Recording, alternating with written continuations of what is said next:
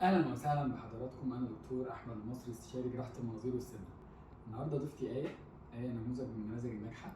هي خست لغايه دلوقتي 50 كيلو في سنه من العمليه، وصلت للمثالي بتاعها. ممكن بقى هي تحكي لنا التجربه بتاعتها. انا كنت من قبل العمليه كان عندي اكتئاب، ما كنتش بعرف البس، ما كنتش بعرف اخرج، ما كنتش بعرف اروح في حته. فقررت ان انا اعمل العمليه عشان شكلي يتغير، واعرف بقى يعني شكلي يتغير عيش في حياتك كل زي ما انت حاجه. عايزه.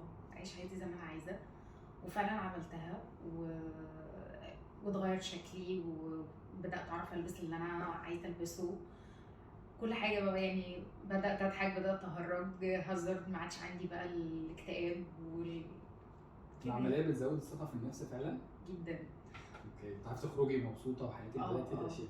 هي رجعتك لسنك. انا حاسس ان هو انت من اول ما بدانا لغايه دلوقتي حسيت انك صغرتي. صح؟ لا صغرت كتير.